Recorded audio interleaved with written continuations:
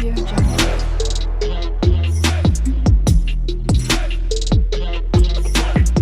Audio Jungle.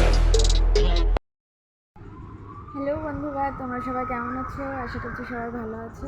তো আমি আজকে কী রান্না করেছি বলো তো? আমি আজকে আম দিয়ে কচুর পাতার টক রান্না করেছি। তো সেটাই আমি কীভাবে রান্না করলাম সেটাই তোমাদের সাথে শেয়ার করলাম। যদি তোমাদের ভালো লেগে থাকে তো প্লিজ চ্যানেলটিকে সাবস্ক্রাইব করে আমার পাশে থেকো আর ভিডিওগুলো দেখতে থাকো। চলো ভিডিওটা দেখে আসি। আমি এই কচুর পাতার টকটা রান্না করার জন্য আমি সর্ষে, রসুন আর কাঁচা লঙ্কা নিয়ে নিয়েছি। তো চলো আমি প্রথমে কড়াইতে তেল দিয়ে নেব। তেল দেওয়ার পর আমি এর মধ্যে সর্ষে ফোড়ন দেব। সর্ষেটা ফোড়ন দেওয়ার পর সর্ষেটা একটু যেই ফুটে উঠবে তখন আমি রসুনগুলোকে ফোড়ন দিয়ে দেবো। রসুনগুলো আমি ছেঁচে নিয়েছি, রসুনগুলো ছেঁচে আমি ফোড়ন দিয়ে নেব। এরপর আমি শাকগুলোকে দিয়ে দেবো।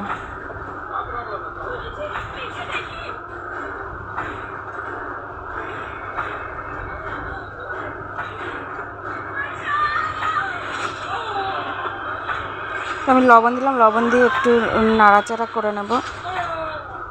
তারপর আর লবণের সাথে আমি শাক রান্না করতে গেলে সবসময় একটু হলুদ দিই, কারণ আমি শুনেছি দিতে হয়। এবার আমি কাঁচা লঙ্কাগুলোকে দিয়ে দেবো। আমি এগুলো ফেলে দিইনি, কারণ পরে এটা ভাত দিয়ে মাখিয়ে খেতে ভালো লাগবে। তো চলো একটু নাড়াচাড়া করে নিই। এক হাতে তো হচ্ছে না, বুঝতে পারছো। তবুও চেষ্টা করি তোমাদের কাছে তুলে ধরার জন্য। তো চলো আমি এবার শাকটাকে ঢাকা দিয়ে দেবো।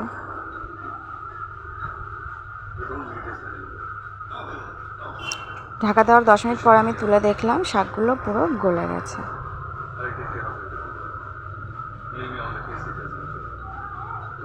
এই দেখো শাকগুলো একদম গলে গেছে। এবার আমি আমগুলোকে দিয়ে দেবো।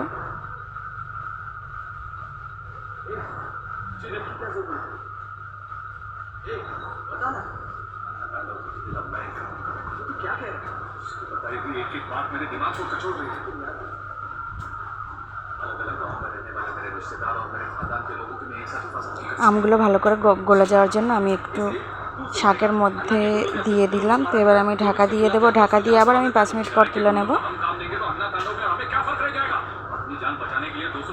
এই দেখো, আর আঁচটা একদম কম দিয়ে দেবো। যখন আমি আমটা দিয়ে দেবো তখন আমি উনানের আঁচটা একদম কম দিয়ে দেবো। তো দেখো পুরো গলে গেছে। এবার এটাকে আমি ভালো করে ঘেটে নেব।